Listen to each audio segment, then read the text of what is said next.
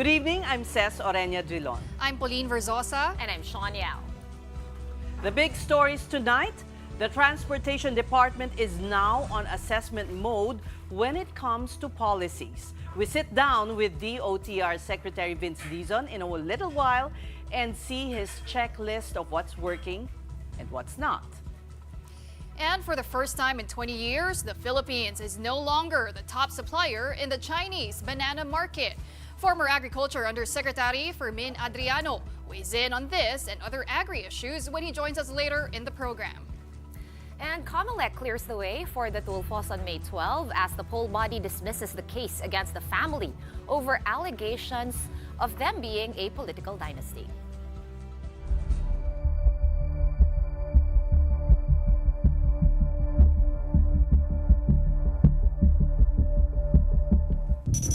A traffic incident in Bohol prompts the Transportation Department to take another look at policies on apprehending traffic violators.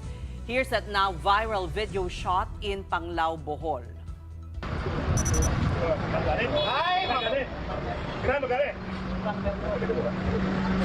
Donay, komusyon. LTO versus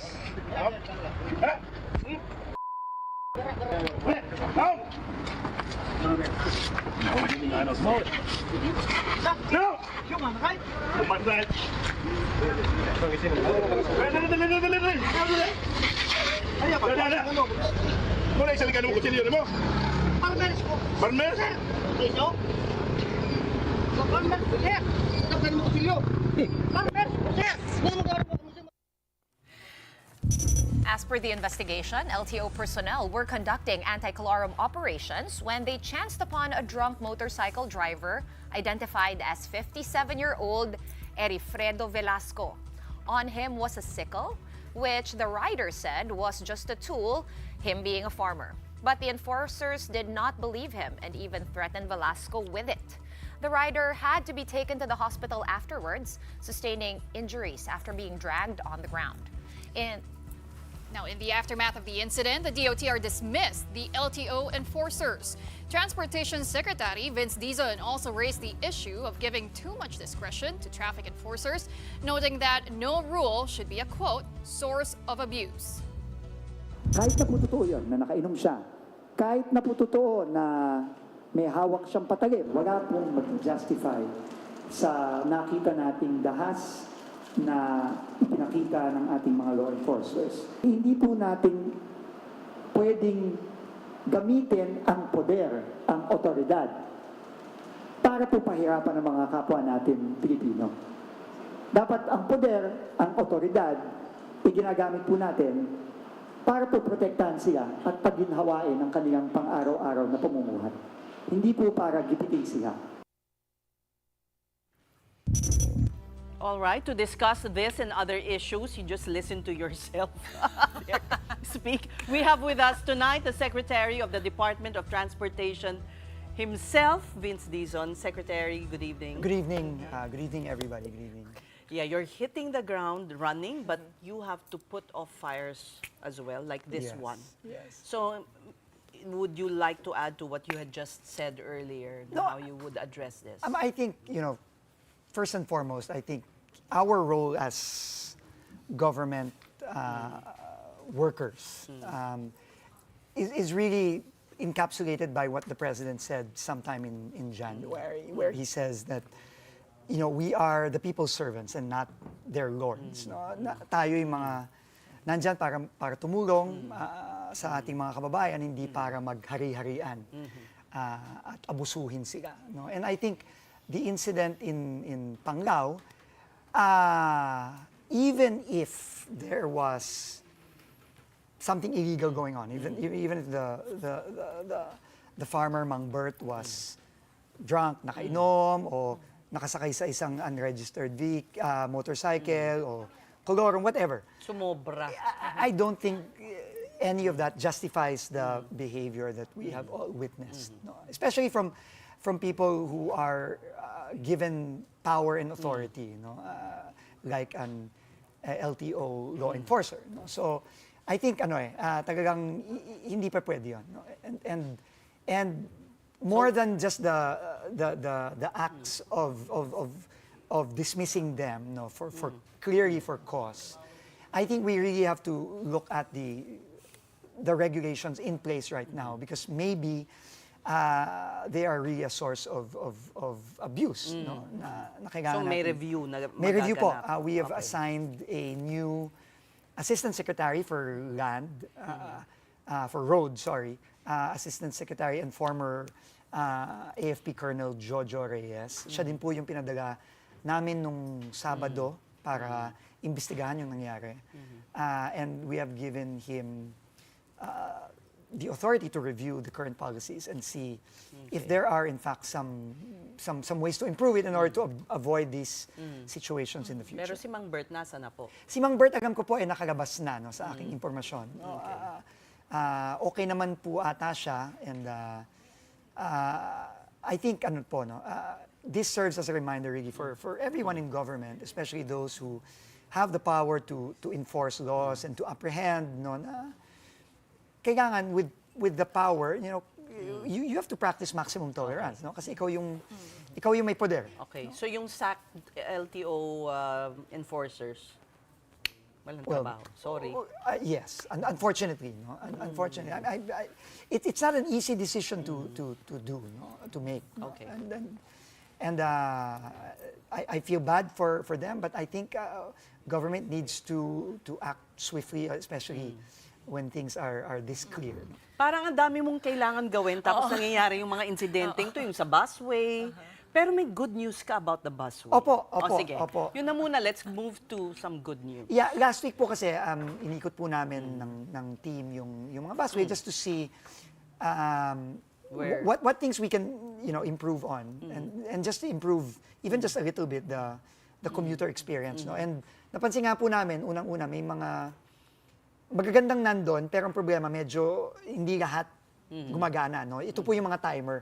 Kasi napansin po namin na So may timer na ngayon? opo, gumagana na po. I think ang report sa amin is 23 out of 30 something gumagana na. If I may, Napagana no, na po. meron naman talagang timer. Yes. Except yung walang sumusunod, yung iba hindi gumagana. Yes. Di ba? Yun yung issue eh. Yes. Kasi ulitin ko, no, ang purpose ng busways, kailangan tuloy-tuloy ang daloy ng mga bus. No? It's the flow, right? It's the flow. That's critical. And it has to be timed kasi ayaw natin yung Masyadong matagal. natitenga dun sa... naantala yung At iba. dahil nga doon, nakita namin, dahil rush hour kami pumunta, kapag may huminto doon ng 2 minutes, 3 minutes, syempre Papile up. magpapile up na yung ano. No? So ano pang ibang good news?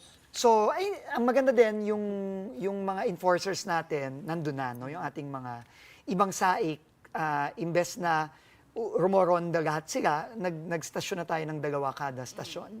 Isa para sa northbound, isa para sa southbound, para konting reminder lang po sa ating mga Yung saik bus na yan, drivers. napaka-fearless. But I know maraming exciting developments sa EDSA. And as Cez always says, we like talking about EDSA here. Kasi parang it's a microcosm talaga of the country's problems, di ba?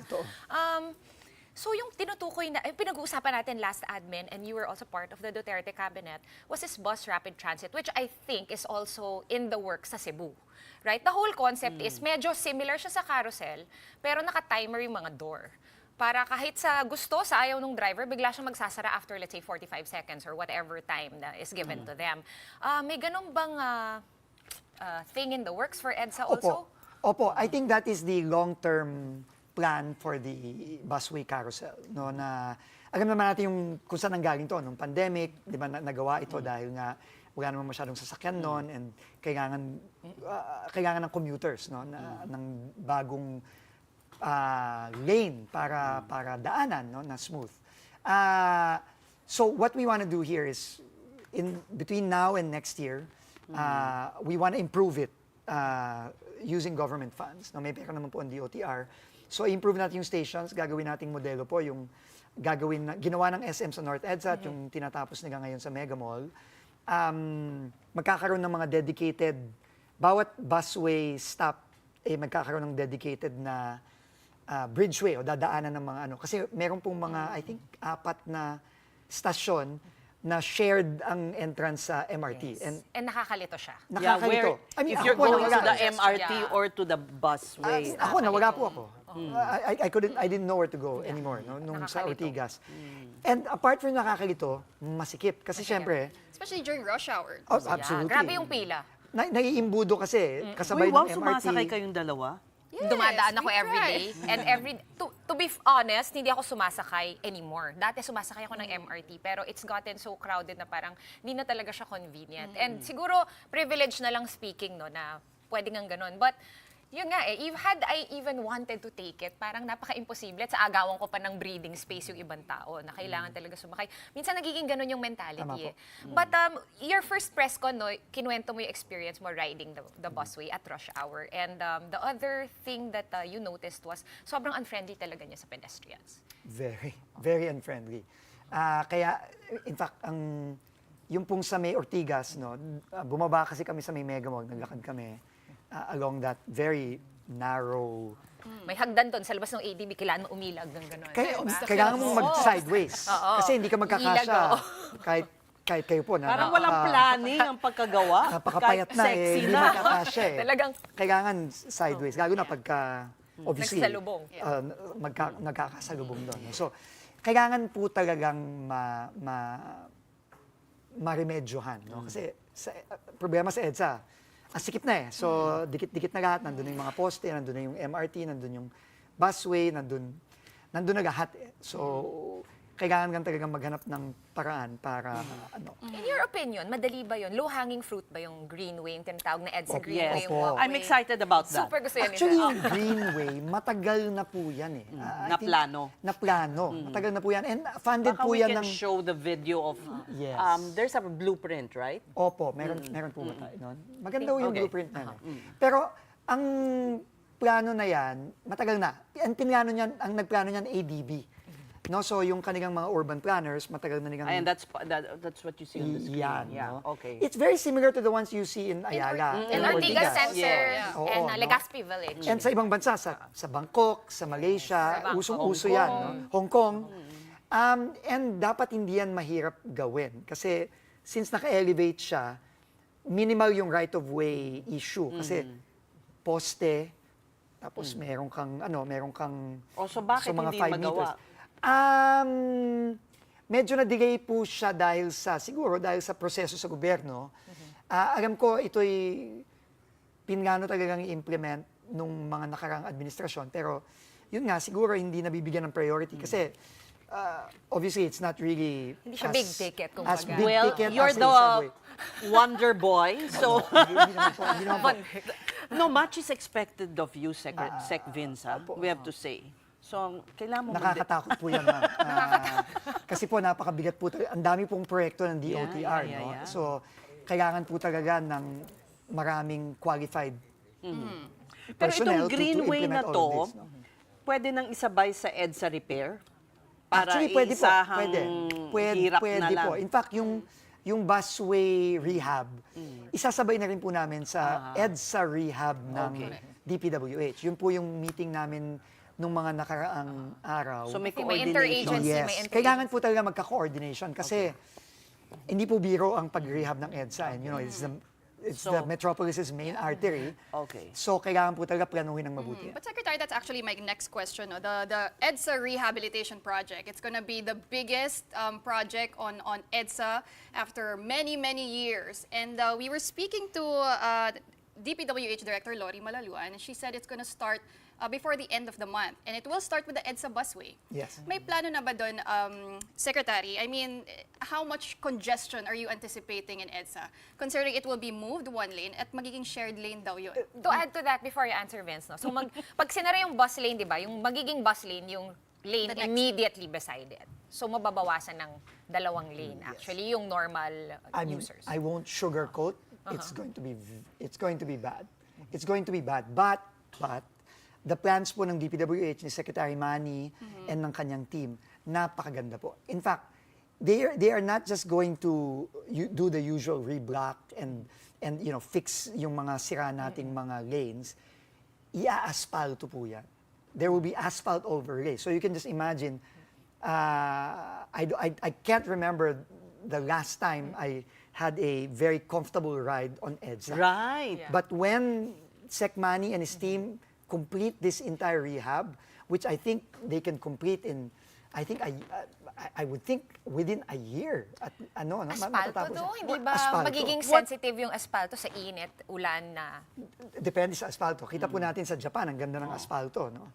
So, depende yan. So, and I'm sure Secmani will be using high-quality asphalt na tatagal talaga. And So is there a date na talaga? wala pa pong akong, nakuwang date. Naiinip tayo no? sa date, ano?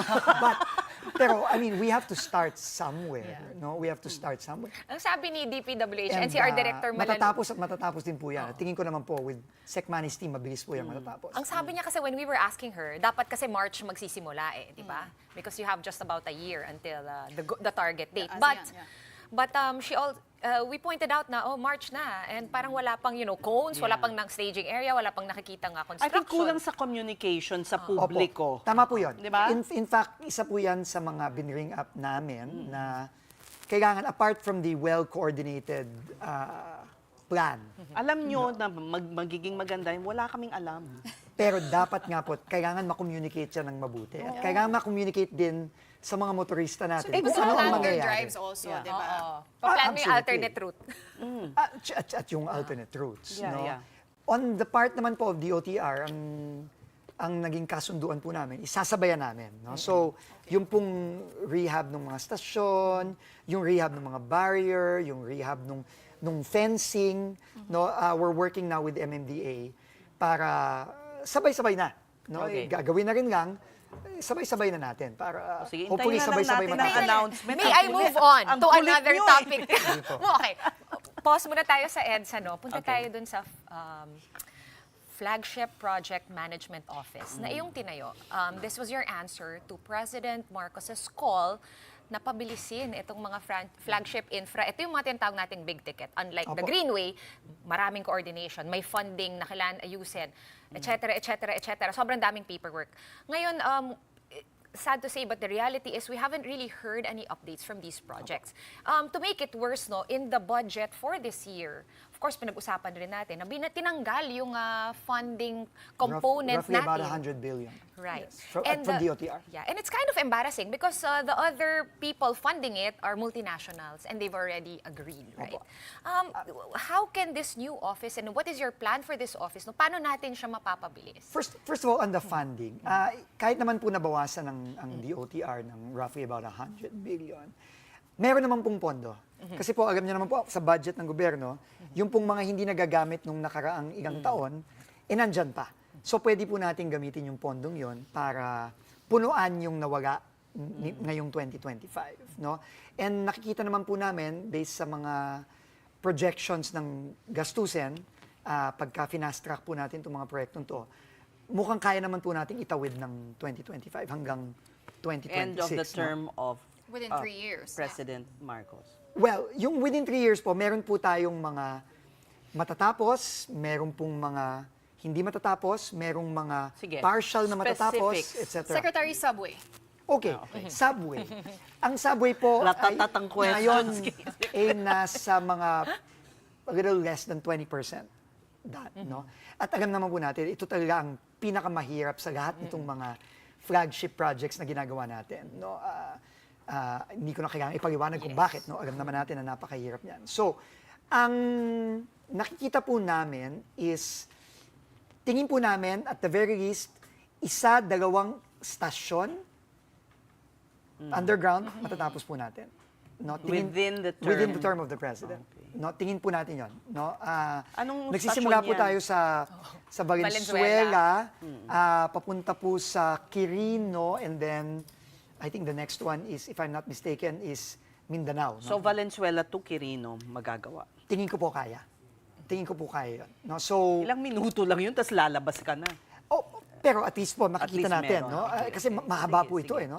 In fact, ang minamadali din po namin yan, aparte dun sa ongoing construction na from Valenzuela, yung simula sa depot and onwards, no? We also need to award other packages that are currently still in the procurement stage, meaning nagpapabidding pa po segments, tayo, no? Yung 105, 107, 108, etc. No? So in fact, ito nga Metro Manila Subway Project, part siya ng flagship projects na kailangan mong pagtuunan ng pansin. Opo. Nandun siya sa VIP Nandun po siya list. sa listahan. Oo. Kasama doon, no, correct me if I'm wrong, North-South Commuter Railway, the EDSA Busway, na pag-usapan na natin, the Greenway, the Cebu BRT, Yes. and the Davao Public Transport And the Modernization Clark Project. to Valenzuela. Valenzuela to Clark, yes. Ay, yeah. Yes, and Clark, yes. So, yun po, napaka-importante po niyan, no? Because of, obviously, we wanna spread development northward and even south kasi hindi lang po yan Valenzuela to Clark. Actually, Valenzuela, bababa ho yan hanggang Calamba, Laguna po yan. No? And hopefully, ma-extend pa yan hanggang Bicol. No? So, and apart from spreading development, we also wanna finally find a way to decongest Metro Manila because that's really the solution. Mass transit po ang magiging solusyon. Hindi pa pwedeng i-expect nating tumira ang mga nagtatrabaho sa Metro Manila sa labas ng Metro Manila, north sa Bulacan, sa Pampanga, or sa south sa Laguna. You go home to Clark. Ako po. Imagine kung magte-trend ka na lang. Alam na alam niya yung issue. Hinihintay ko po talaga yan, no, yung O di trend na yan. siguro mangyayari within your term, within the president's term? Right now po, I'm cautiously optimistic na by 2028, aabot po tayo, kung hindi man Clark, aabot po tayo hanggang Pampanga. I'm cautiously optimistic about that. Paano naman yung Cebu BRT? I thought, initially when the government was pitching the project, na parang this will be kind of another low-hanging fruit. Medyo madali siya ma-accomplish, but many years later, di pa rin siya tapos. Ano yung challenges that they're running into? Para na rin siguro we can kind of And see, Cebu no? is mas matraffic sa Manila, di ba? Sa totoo lang. Yes, sa totoo lang. And now, Davao din. Ang traffic Opo. na. Kaya po, ang kagaya pong sinabi ko nga nung bago po ako mag-assume, o nung kaka-assume ko lang, is, ang solusyon sa traffic is really Mass transit. high-capacity mass transit. No? Yung pangmaramihan, no? Yung mga bus na mahahaba, bus na malalaki, yung mga tren na mahahaba. No? Yan po talaga ang ultimate solution. Habang wala tayo niyan, sad to say, we have to accept reality. We're going to have to deal with this every day. No? So, if we are able to do Cebu BRT, and by the way po, meron pong maganda din na ginagawa ang Asian Development Bank and our other partners na Cebu Subway System. No? Pinag-aaralan na po yan ngayon. No? We are in talks with major funders to already begin feasibility studies for a Cebu Subway system. No? Pero in the meantime, I think the BRT in Cebu will really do wonders. We've seen it I know marami pong alinlangan, no, na nagsasabi na magtatanggal tayo ng lane para sa kotse at gagawin natin ng dedicated sa bus. Minsan counterintuitive yun, no, kasi baka it will lead to more traffic. But what I think should comfort us is kapag ginawa ang BRT sa isang syudad na heavily populated, it works. It has worked in Latin America. It has worked in Indonesia, in Jakarta. Indonesia. Sobrang traffic doon. Napaka-traffic. It Sobrang has the traffic. same density as Metro Manila. Pero nung naglagay po sila ng BRT, guminhawa sila doon. Okay. No? So, tingin ko po, 10 years na kasing delayed itong, itong Cebu Imagine, BRT. No? 10 years, tapos kailangan mong gawin in 3 years. And then, okay, final question daw. Final Okay. Before the Sige, final Pawi. question, really quickly, I just remembered an important question. Former Senator Ping Lacson proposed an idea to have the EDSA busway counterflow daw. Quickly, Okay. Secretary, anong... Ang problema kasi dyan, yung pintuan ng mga buses. Correct. Kasi nasa kanan Ang problema, bumababa sa kaliwa. So umiikot yung mga... Ngayon, that's a very intuitive solution from Senator Ping. And I admire Senator Ping, as always, for giving bold solutions. Ang pinakamalaki nating issue sa pag-counterflow, yung U-turn slot sa EDSA. Kasi dyan, So it's not feasible. well, pag-aaralan natin. Pero it cannot be done kung merong U-turn slots. Kasi magbabanggaan po yan. No?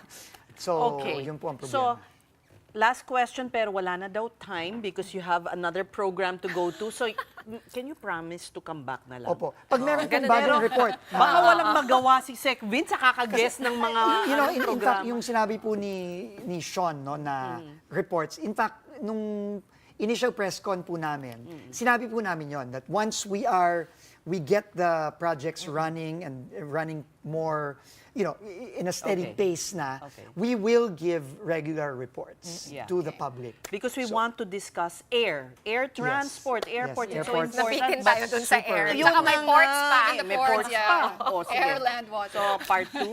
Part 2 Part po, two. promise. We brought this chair specially for you. Oo nga po, yun. From Kenneth Cobonbue. Napaka-social po nung ating Kasi mahirap yung upuan. trabaho ni Sec. Kailangan naman, no? Pagkakapagpahinga siya. Magandang silya. So, Napakaganda. thank you very much, Transportation Secretary Vince Dizon. We wish you the best. Thank you po. We hope you will accomplish everything that Maraming you set out salamat to. po. And makakaasa po kayo, we will report Talaga. regularly. Ayan. Thank you.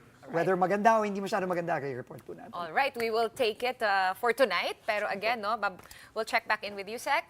In other news muna tayo, no, Communications Secretary Jay Ruiz wants to set the record straight over his involvement with Digital 8. That is the media company who reportedly bagged contracts with the Philippine Charity Sweepstakes Office, or PCSO, worth hundreds of millions of pesos. In a palace briefing earlier today, Ruiz said that he was never a stockholder of the firm, but a mere representative and sales and marketing head. He said he has already resigned in January. Ruiz admitted to owning other businesses that include restaurants and a political management firm, which he claims he is in the process of divesting from. The PCO secretary noted the effect of this controversy on his family and their safety, and even contemplated suing. I was contemplating siyempre yung una mong reaction, di ba? File a legal action against these purveyors of fake news. Pero nung naitulog ko, naisip ko, baka naman lalo lang tayong madistract. Madistract tayo sa focus na ano ang kinakailangan gawin bilang Presidential Communications Office. We're going to take a quick break, but coming up next, another blow to Philippine agriculture, losing to Vietnam as a top supplier of bananas to China. We talk about that and other issues hounding the sector with former DA Undersecretary Fermin Adriano when the big story returns. Keep it here on One News.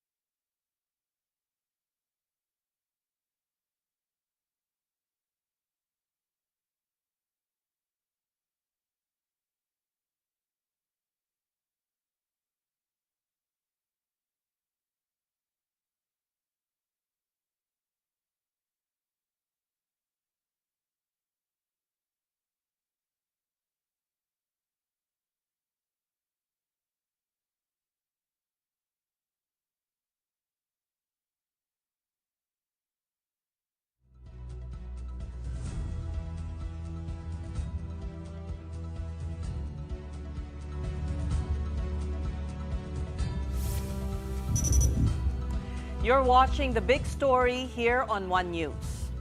The Philippines is no longer China's top banana supplier.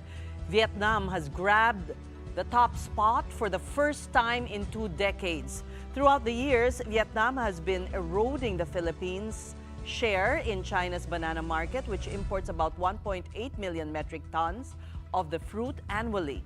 International Trade Center data showed that last year, China imported a record high of 166,000 metric tons of bananas from Vietnam, while its purchase from the Philippines only stood at 463 and 306,000 metric tons.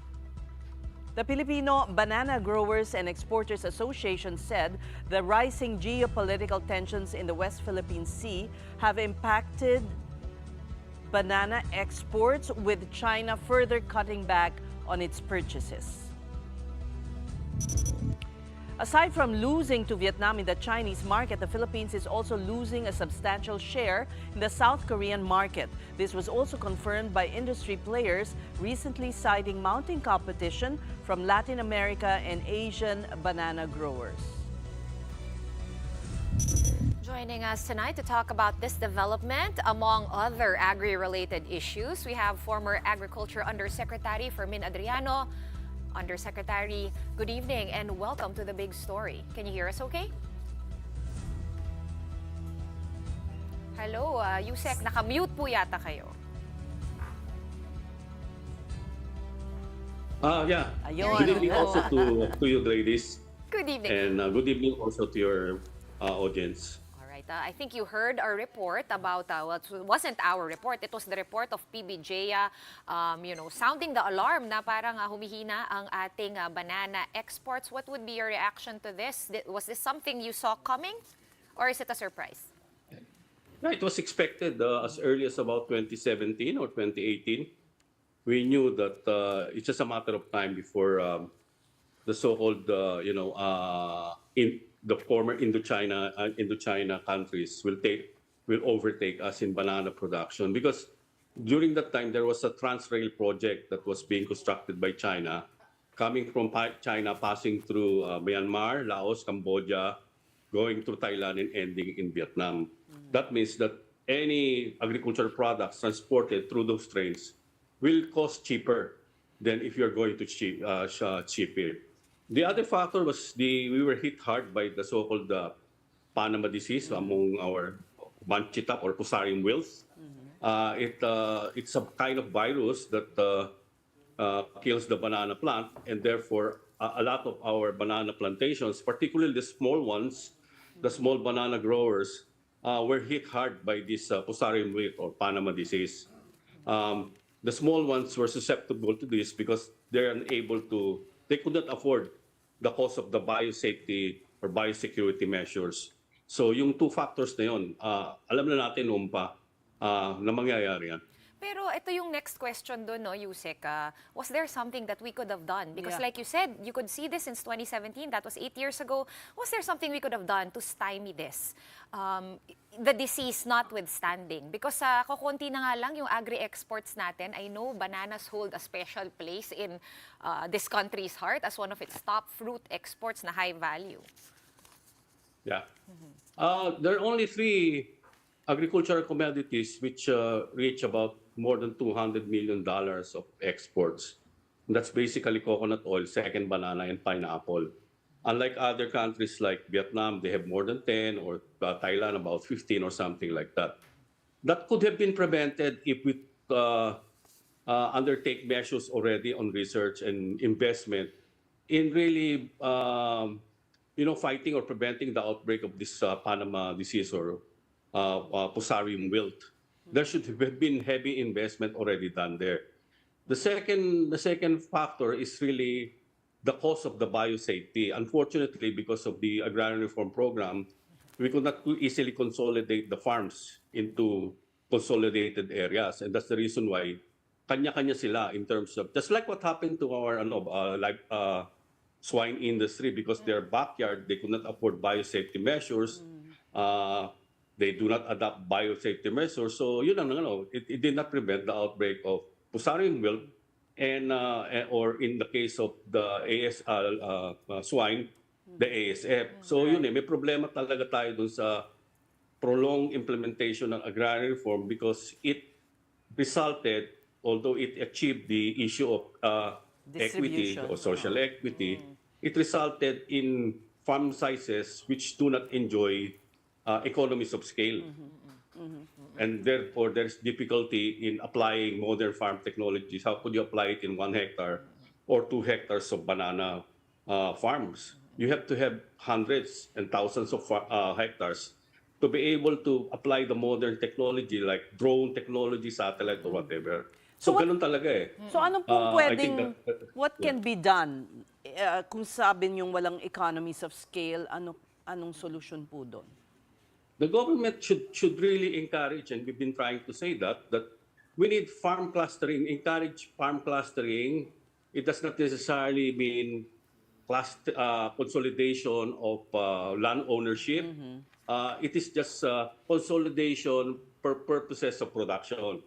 Like a cooperative? Instead of each farmer doing his own thing, consolidate them, organize them, so that you can tell them this is the way we're going to schedule production, you will plant now, etc. And then this is the way we're going to provide the necessary support services. Unlike now, But who halos takes the individual lead? ang Yun nga, bibigyan di ba eh. parang kooperatiba na yan? It's a real problem. Oo, Yusek, di ba? That's why we have cooperatives, right? But yun nga who takes the lead? And the Yes. other issue is kung meron nga nagtitake ng lead, minsan naman sasabihin nila, kumbaga abusive, yung person taking the Yeah. lead, ginagamit lang sila, nadedehado yung mga farmers natin. I mean, was agrarian reform like a good intention, but the execution was not as great as we thought it would be?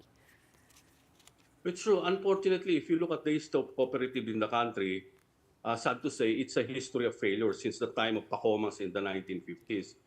The problem is that it's not just enough to say, okay, farmers will have cooperatives, or what they did in the past, that cooperatives, you form cooperatives, you force the organization of cooperatives because on the basis of that, you will get access to credit or support services. That's not the way to form cooperatives. That means it will require a lot of community organization, Yeah. Correct. particularly at the local level. That strategy of dangling an incentive, okay, mag-cooperative kayo so that you can access credit, does not work. It requires a lot of community organizing, continued training of the farmers, continued engagement with them, extension of new knowledge. And the thing is that, unfortunately, we don't have extension workers at the national level. They are large now because of devolution at the local government. That means that that kind of extension work should have been actively done by LGUs. Nagkaroon ng it was broken. That command structure was broken because of the devolution. Unfortunately, a lot of LGUs do not prioritize, organizing of the farmers or providing extension or trading capability for our farmers. Unlike what we're seeing in Vietnam or in China before, or right now, sorry. Okay, well, Yusek, one of the reasons why we invited you here tonight is to react to some of the statements that Agriculture Secretary Kiko Laurel said on our program last night. We're going to play some of those sound bites and hopefully we can get your reaction. So first, sinabi po niya nung tinanong namin regarding the inflation of prices on why we have a food security emergency right now in the country, kung meron ba talagang mga rice cartel at ito po yung sinabi po niya.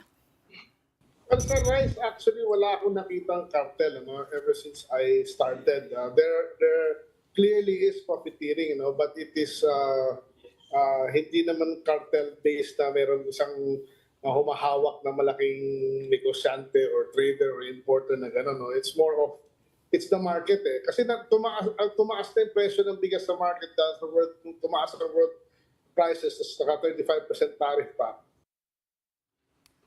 Yusek, your reaction, please. Yeah. Well, in economics, we define cartel as independent market players colluding and agreeing not to compete with each others so that they can peg the price. Yun yung definition ng cartel. Do we have a cartel? That can easily be proven eh. Dali-dali i-prove niya kung wala eh. Kasi otherwise, we will just be anecdotal or something. This sinabi niya to, sinabi niya. It can easily be proven or disproven. This is the way to do it. Bago ko mag-import ng particular commodity like rice, the Bureau of Plant Industry issues what we call sanitary and phytosanitary certificates. Yan, parang public health safety standards. And that certificate, the name of the trader, the name of the volume or the quantity that he or she or that company will be importing, nakalagay dyan yan. So kilala mo kung sino, ilang volume. And then on the side of the BOC, sa arrival side naman, they have a document saying ito yung arrivals, ito yung nag-import, ganito karaming in-import, at saan dumating port, at gaano katagal. So if you just compare how much the DA issue in terms of SPS and the actual arrival, by the way, not all of the SPS being used. Historically, it's only 35%. Doon mo makikita kung sino yung malalaking kumpanya o mga kumpanya na nag-import.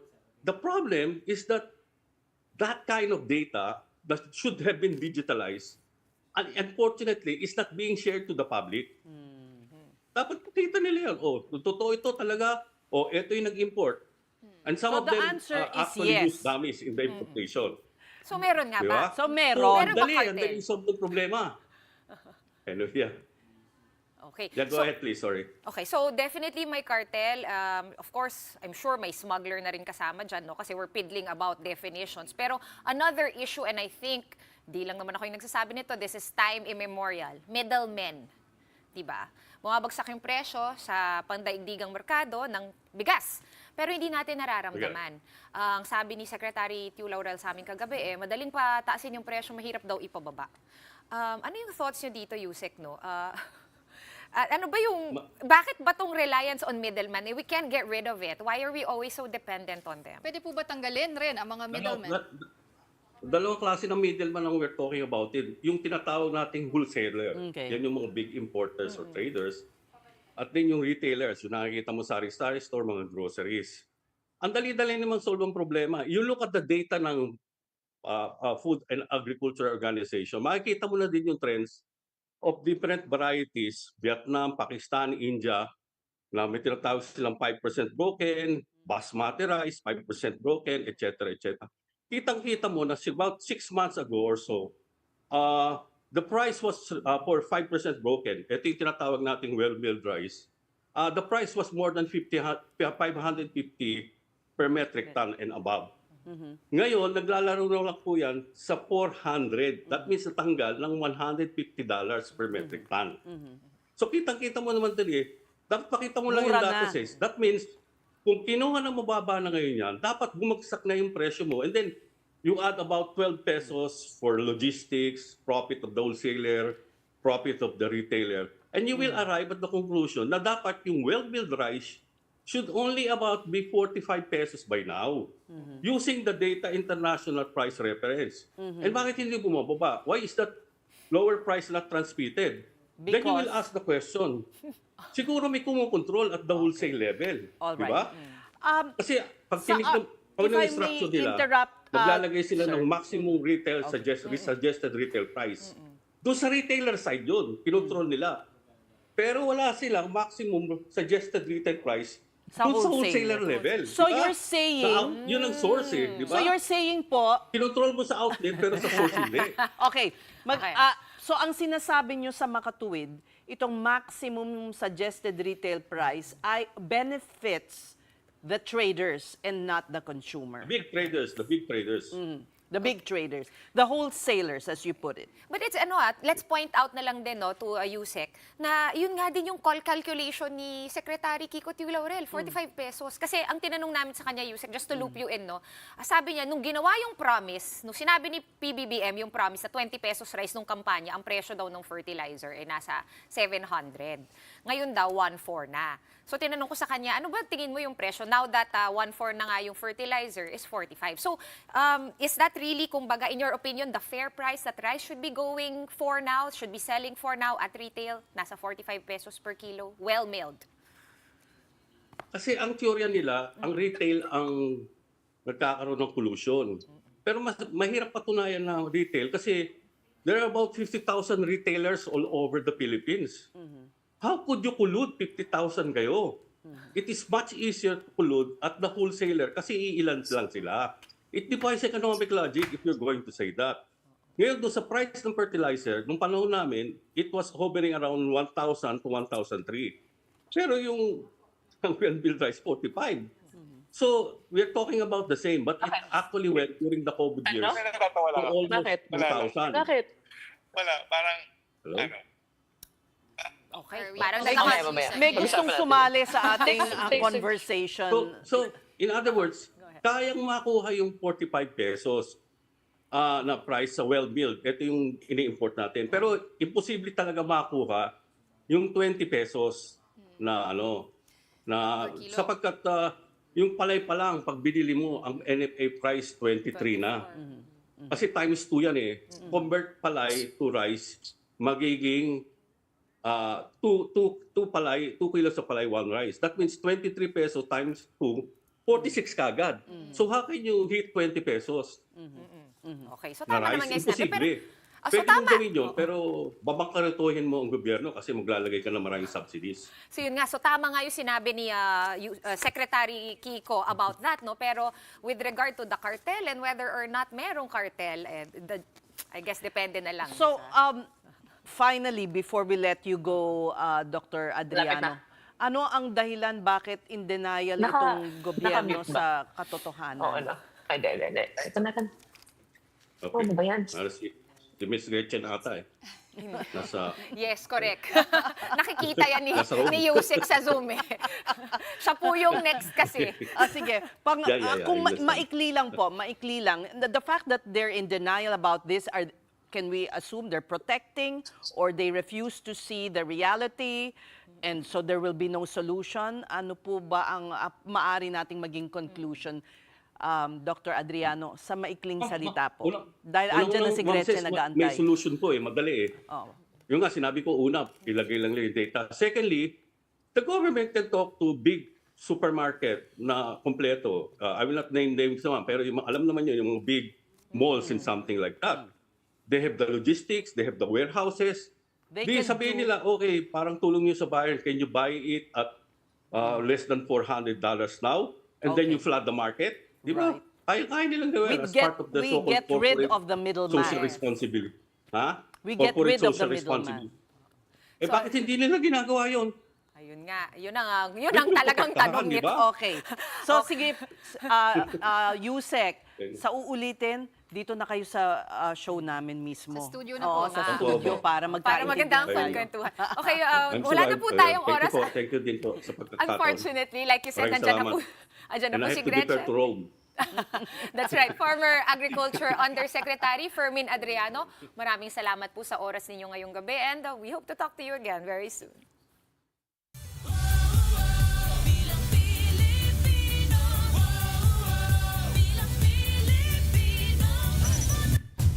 The COMELEC First Division dismissed the disqualification case against the Tulfo family on the grounds that the petition is, quote, insufficient in form.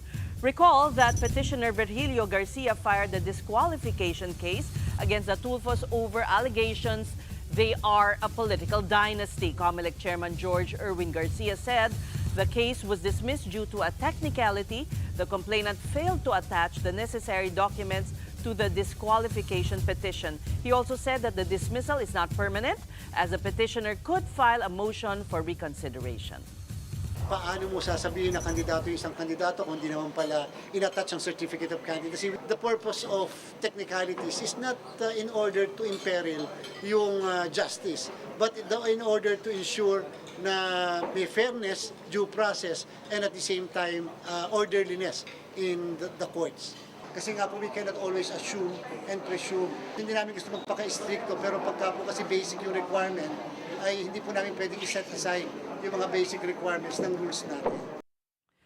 One of the respondents, senatorial candidate Erwin Tulfo, released a statement expressing gratitude for the dismissal. He said, this ruling affirms the COMELEC's integrity and commitment to fairness and impartiality.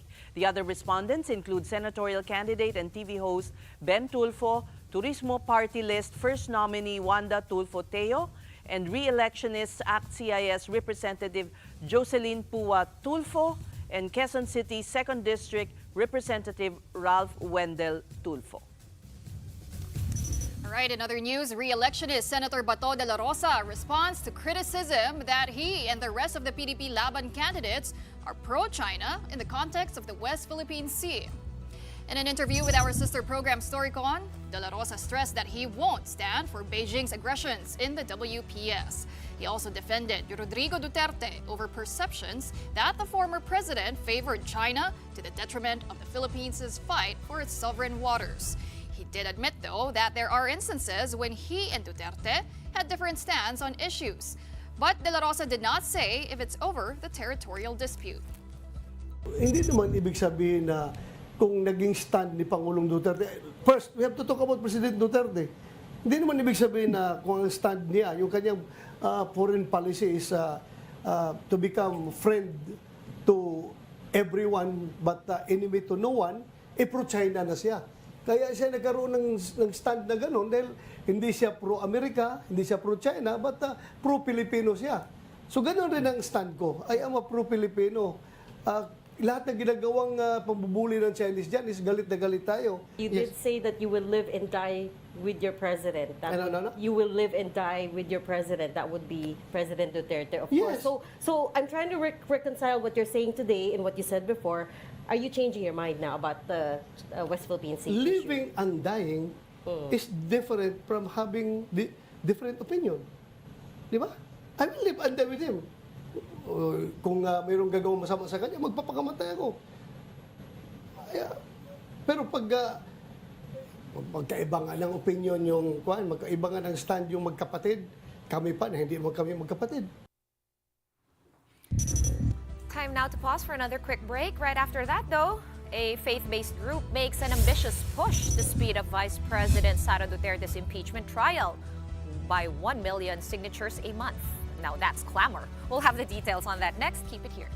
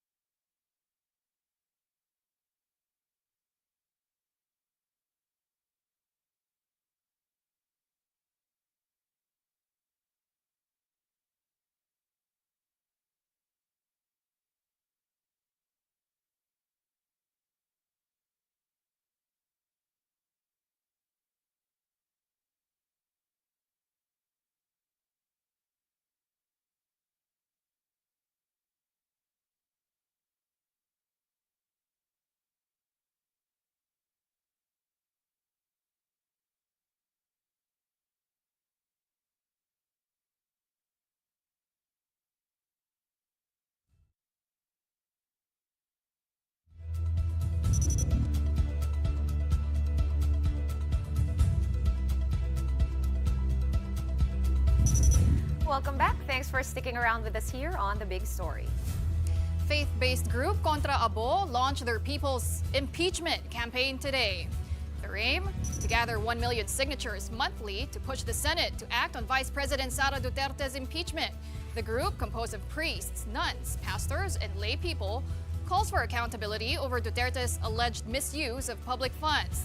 They also seek to prevent another Duterte from rising to power. All right, let's move on over to Rome, because after 2 episodes of acute respiratory insufficiency, the Vatican says that Pope Francis was finally able to sleep well through the night. However, his condition remains complex, and there is still the danger of further respiratory crises due to his double pneumonia. Let's get more details on the ground from Morning Matters host Gretchen Ho, who is joining us again live from Rome. Just a quick check. Oh, she's in the Vatican now. She's not outside Gemelli for a change. Okay, Gretchen, can you tell us what does having slept well through the night mean? Is there more to that message that we can take, or is it just that? Sean, Pauline, it says we are coming to you live. Yes, that's right, from the St. Peter's Basilica here in Rome, the home of the Pope, the seat of the papacy. Tens and thousands continue to pour in as Lenten season makes its knock on the door. Unfortunately, the Pope is not here to answer that door. And we do know that he is currently at the Gemelli Hospital. Things took a downturn last night as he encountered 2 acute respiratory failures after days of being stable and being removed from a mechanical ventilator. He was put back on that mechanical ventilator. A respiratory failure means the inability of the lungs to do its part, meaning it failed to bring oxygen into the blood. And the reason seems to be the accumulation of bronchial mucus and bronchospasm. To remove the phlegm, they had to do a bronchoscopy, meaning insert a thin lighted tube into his airways, the throat, the windpipe, and down to his airways. And they had to do that twice. So just imagine the uncomfortability of that. And also the complexity of the whole situation. He is dealing with double pneumonia on both of his lungs, and he's also dealing with bronchitis, with bronchospasm. So merong mga plemang nabubuo, and then you have the 2 attacks there as a result of fighting that bacteria. Medyo nahihirapan na matulog matulog si Pope Francis. Actually, sinabi dun sa bulletin that he slept through the night and rested. Pero kung mapapansin mo, Sean, doon sa tanong mo, nung mga nakaraang araw, wala naman nakalagay na, actually may nakalagay pala na peacefully and well. So he slept peacefully through the night. Usually that adjective is there, but this time around, it is not present. So it seems to be that things are not going so well. And also there is that line, further respiratory crises remain possible. I think it's the first time that we've seen that in the medical bulletin. Well, Gretchen, the Lenten season already begins tomorrow. In fact, it is Ash Wednesday already. So, and will the Pope be able to participate in any of the Lenten observations, Gretchen? If not, what are the plans? Would you know already from there in Rome? Actually, Pauline, yun nga, no? Yun yung masamang balita dahil hindi pa rin makakapagmisa si Pope Francis bukas sa Ash Wednesday. He usually says Mass, leads that. At ang kwento sa atin, doon nga sa isang simbahan, hindi dito sa St. Peter's Basilica, yung misa na yun, doon sa isang simbahan ng Franciscans, and then they would travel to the chapel of the Dominicans naman. So ganun daw yung pag-celebrate ng Ash Wednesday dito. But another cardinal will take over that role. That's Cardinal De Donatis, who will preside over that Mass. And speaking of initiatives for the Pope, nandito kami kagabi actually sa St. Peter's Square, sa harapan lamang ng Basilica. You see these chairs. These chairs are for those who want to say prayer for the Pope. Every 9 p.m., dun sa board na yun nakalagay, tonight at 9 p.m., a rosary will be held for Pope Francis. So last night we were here and the cardinals were there, nandoon sa taas ng stairs. Nandoon kagabi si Cardinal Tagle at nandoon din si Cardinal Pietro Parolin, said to be the Secretary of State and the second highest Vatican official. Cardinal Tagle is, of course, the third highest official. both of them there with the other Cardinals, with those present and retired. Just imagine how much concern and worry and urgency that moment has, because all of them were there praying the rosary together with us Catholic faithful. Well, all the Catholic faithful here, no, especially Ash Wednesday na bukas, at least dito sa Pilipinas, Gretch, will all be praying alongside all the Catholic faithful around the world. Unfortunately, wala na tayong oras ulit. Thank you so much, Gretchen Ho, reporting to us live from St. Peter's Square in the Vatican. Like I said, wala na oras, so that's it for the show tonight. Oo nga, bilis ng oras. Bilis ng oras. Tsaka Ash Wednesday na bukas, ang bilis ng panahon. We are one news, all sides, all the time. Thanks for watching. Good night. Coming up next is Play-by-Play with Andre Felix at Jessica Leton Calo. Ba't ka nagigiggle dyan, Andre? Hindi, kasi natutuwa ako sa inyo. Hindi ko alam kung nagmamadali kayo. Or si Madam Ses, hindi ko alam kung nagmamadali na. So, take your time, okay lang. Siyempre nagmamadali kami kasi... Talaga, ubusin namin ang oras mo. Okay lang. 31 na, mapagalitan kami. Hindi, pero ganda naman ang show yun. Discipline. Discipline. We have to show discipline. Ay, pinatayan na kami ng ilaw. Okay na kayo. Oy, pinatayan ni Ses. Sabi lang yung okay lang sa ano, walang ilaw. Kami ni Ses, no! Bye, guys! Thank you. Great show once again. Having new DOTR Secretary Vince Dizon on the show. Packed show once again. From the big story, thank you to Ses, to Sean, and to Pauline. On Play-by-Play, we've got the latest from the NBA, including another 50-point game from Shai Gilgeous-Alexander, plus the already depleted Dallas Mavericks losing another big star to injury. What is happening? And we've got updates from the last day of the PVL All-Filipino Conference qualifying round. Kaya ang dami ng galit na Dallas Mavericks